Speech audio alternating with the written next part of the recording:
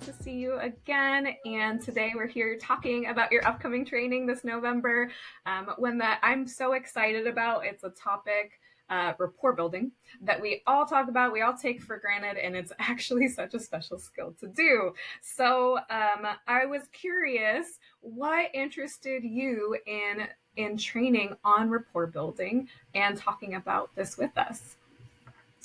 Well, you know, it's funny. We can have like the best education in the world from the best colleges and really um, we can be trained in like countless therapeutic modalities. But if we can't make a connection with our client, how are we going to be able to use those things?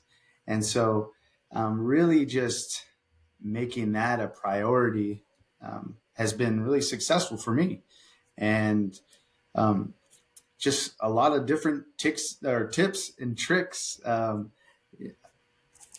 learned over the years. And, sometimes, well, it just doesn't go all that well. And we can't really connect with every single person, you know. Yeah. Absolutely. So, Yeah, Carlton, remind me, but I think you work a lot with children and teenagers, and notoriously rapport building is a little complicated sometimes.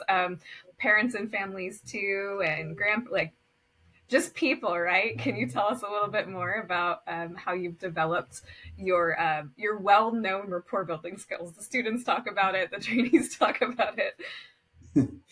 yeah. So, unfortunately, a lot of the kids that come to us are kind of being forced to come into therapy. So they don't even want to be here at the beginning. And so I was always just started trying to find ways to connect with them and from the beginning. And so they can at least buy into this process a little bit.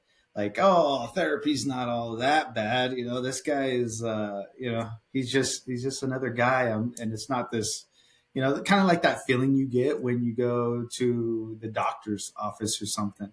It's just so, um, I don't know what's the word. Sterile, maybe, like, I don't Yeah, know, yeah, yeah. disconnected. It is, and so making the connection from the beginning. I mean, it even starts out in the office, or out in the lobby area before you come in, and just letting them know, like, hey, I'm a real person just like you. I mean, I put on my pants one leg at a time. That's a saying that I used to use quite a bit, and just really knowing that, hey, I'm here to help, and let's try to get off on the right foot. Yeah, that makes sense. And Carlton, we were talking a little bit earlier, just nerding out on this topic, of course, but uh, about the unique challenges clinicians are facing needing to do telehealth. A lot of us do have offices where we can do in person and use all these great skills we've been cultivating, but as the world changes, sometimes our clients need a connection through telehealth or even a phone call sometimes. And so, could you give us a little, maybe a couple little tips, a little teaser, if you will, on some ideas of how this might be affecting rapport building? Yeah. So when COVID came, we all had to continue working, and of course, our clients still needed to talk with their therapist, and so um, really trying to figure out how we can navigate that over the computer was a challenge, because in person we can see a lot of their nonverbals. We can see them wringing their hands or their leg bouncing up and down, and so we can kind of have some cues into what's going on with them. But over the computer, well, especially with kiddos, a Yeah. lot of times they will be like, uh, they'll just be like this, and they'll be covering up their face, and you Or can't they're really playing video see. games while you're Yeah, talking. yes, right in the middle of some Call of Duty they got going on. So really, some of my stuff that I've been using over the computer is just really trying to keep them engaged in a topic really that they like. For Yeah. one, that's been uh, kind of one little piece of let's see, like when we're talking about something that has to do with feelings or something uncomfortable, they don't necessarily always want to engage in that. So really kind of letting them lead the conversation at the beginning, and then being curious about whatever it is that they brought up, even if it doesn't have to do with with the main reason why they came in, right? And so you're just kind of that investigator, if you will, just being curious about what it is that they're into, and making a connection that way. Absolutely. Yeah.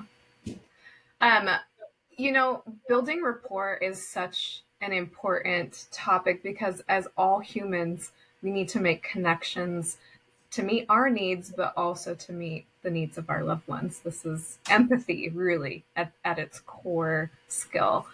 Um, for those people who are not in healthcare or not clinicians themselves, what could they learn from this discussion about rapport building and connection? Is there anybody you think might benefit from this type of training? Yeah, I think everybody really. I mean, it doesn't matter if you're a teacher, if you're a therapist, if you're somebody at the grocery store. Um, I think we've all had our experiences, even in the grocery store when we're walking through the line, and then we get up to the register, and there's that dreaded question of, "How are you doing today?" And it's like, dude, do we really want to? Do you really want to know how I'm doing today? No, they Yeah. don't really know. It's just kind of, but you can hear it in their voice, and you can see it in their facial expressions about whether they're being genuine or not, Mhm. right? And so, really learning about how you can just make connection with anybody, whether it's at the grocery store, the doctor's office, or your significant other wants you to go to their Christmas party where you don't know anybody. Having those types of, because we're getting forced to interact with people that we don't know all the time. At the could be at the DMV, or it can be just really anywhere. You join some group or some Bible study or just something. We have to be able to have these conversations, and some of the small talk, if you will, to get things going.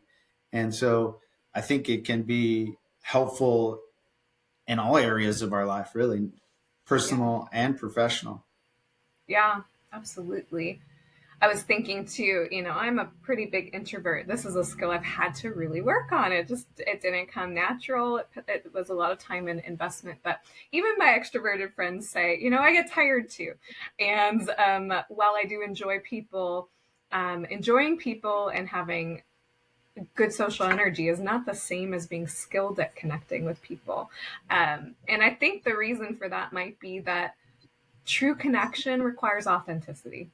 And we do not enjoy interacting when we feel like someone is not being real or they're trying to get something that we're not comfortable with. And so, to me, that sounds like the difference between just connecting socially and rapport. Yeah, that the authenticity piece is just so huge. We can hear it in their voice, their tone of voice, or the words that they're choosing to use, or their facial expressions.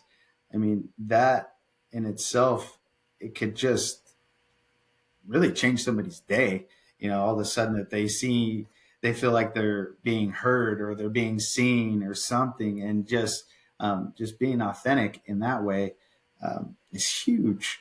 I mean, we can have small talk all day long, but if you're not, you know, trying to really connect with the other person, I mean, they know it. They can tell when it's fake or it's not fake, um, and then there's some people that they're like that just all the time. Yeah. And I wish I could be like that all the time, but I I don't. I mean, you can ask my family and my friends. I mean, sometimes I'm not the most pleasant person to be around, but when I'm at work and I'm out in the community, and things, and then I try to um, you know be authentic and trying to, really just be present with the person is what I'm saying. And that's probably part of it when you go home afterwards and you're with your family and your friends, you can get drained, and that's it's a real thing. And Yeah. so just being aware of that, I think is probably the first step to trying to change that. Yeah, I really like that, being present, staying connected, being authentic. Hey, these are marriage skills, right? These are friendship skills. These are how we keep important support networks going and support each other. So, yeah, you're right. This rapport building thing, it's so much bigger. It's being a human, and it's being maybe at our best. Yeah. And one thing that I think that I see all the time, even in the therapy sessions, especially in family therapy sessions too, is somebody pulling out their phone and being, whether it's Spotting. reading a text message or something. Yeah, yeah. Well, I'm still rocking this little bad boy. So we, I, I, yeah, there's too many distractions all the time, and so that's one way that I eliminate distractions is, carrying around a flip phone, so I can be present when I'm sitting there waiting in the doctor's office. I can't really start scrolling and looking at things, and um, but when somebody pulls out their phone, like it's kind of just it's I don't know. For me, it's sending a message to everybody else, like, oh, well, this is kind of a little bit more important than what I have going on here. And so, um, yeah, there's cases where there's emergencies and things Yeah. that we have to attend to, but um, really, how we can't be fully present when we have our mind on something else of that thing that's buzzing in your pocket, and you have to check it or have to respond to it.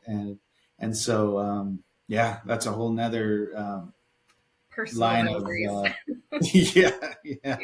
yep, it is. Yeah. Trying to get into the habit of shutting it off, or silencing it before you go into some kind of conversation anywhere. I'm kind of the person too of I will. I don't think I've ever done this, because it's one of my things is I need to have my phone on silent when I'm going through the checkout line. Even I have to be there present, because you never know when somebody's going to interact with you, or but I guess some people are probably using that as a distraction, right? Like they don't want to interact with anybody, so they're just be on the phone. Or I don't know. I guess that's might be my own personal stuff that I like. But It sounds like this is a practice you cultivate in your own life, though. Being present, being open to connection, more than just at work. And maybe this is one of the skills you've used to cultivate that ability to connect and be ready for connection. yeah, Yeah. yep, yeah. I think I do it in my personal life. Whether it's bowling, or it's I think where I do get distracted and I can't give my full attention is when there's sports on and it's a really good game. We all have ours, I'm sure. Yeah. Yeah, when that's on, it's hard to Yeah. be present, because I'm one No with one can do it the 100% of the time, but it is. I what I hear you saying is we can look for opportunities to practice our rapport building skills in our daily life. It doesn't always have to be with a new person or a new client. There are little opportunities to practice being present uh, in the absolutely, here and now, open to connection. Yeah. absolutely. Well, Mm. thanks for joining us to talk today, Carlton. It was so good to get into part of this. I can't wait to get into it more in November. What a cool topic for a training. Like, we are going to practice rapport building. We're going to learn about connection and how to use it clinically, but also just in your everyday life. So, um, Can't wait. I can't wait. So much packed into just 2 hours. So.